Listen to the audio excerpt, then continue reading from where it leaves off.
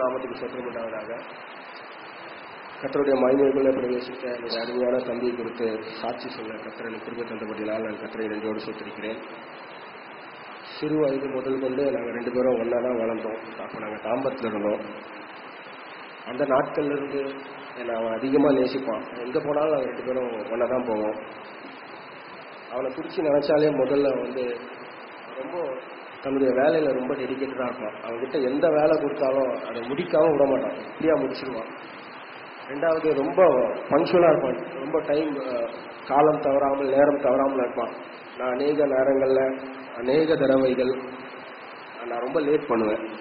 அப்போ தான் ரொம்ப நான் கண்டிப்பான், இப்படிலாம் லேட் பண்ணக்கூடாது, இதெல்லாம் சரியில்லை, நீ கரெக்டாக டைமுக்கெலாம் இருக்கணும் அப்படின்னு அதிகமாக சொல்லுவான். 3வதாக அவன் அதிகமாக தன்னுடைய ஊழியங்களில் அதிகமாக பங்கு பெறுவான். சில நேரங்களில் அவனை கூட சண்டே மதியானம் ஒரு 3 மணி இல்லைன்னா 4 மணி போல் இங்கே தாம்பரத்துக்கு வா அப்படின்னு சொல்லுவேன். அவன் சொல்லுவான், எனக்கு யாபேஸ் இருக்குது, அதனால் நான் யாபேஸை கண்டிப்பாக மிஸ் பண்ணவே முடியாது. நான் யாபேஸ் முடிச்சுட்டு நான் வீட்டுக்கு போகிறதுக்கு ஹாலெல்லாம் கழுவிட்டு நான் வீட்டுக்கு போகிறோம், வீட்டுக்கு போகிறதுக்கு எனக்கு 8-9 மணி ஆகிடும் அப்படின்னு சொல்லுவான். ஒவ்வொரு கன்வென்ஷன்லையும் எனக்கு கேட்பாங்க, நீ என்ன எழுதி கொடுத்துருக்க, என்ன வேலை செய்யறதுக்காண்டி எழுதி கொடுத்துருக்க கன்வென்ஷனில்? நான் சொல்லுவேன், நான் எதுவுமே எழுதி கொடுக்கல அப்படின்வேன். அவன் சொல்லுவான், நான் எப்போவுமே டைனிங் ஹாலில் தான் இருப்பேன். அவன் எல்லா வருஷமும் டைனிங் ஹால், மெயின் டைனிங் ஹாலில் தான் இருப்பான்.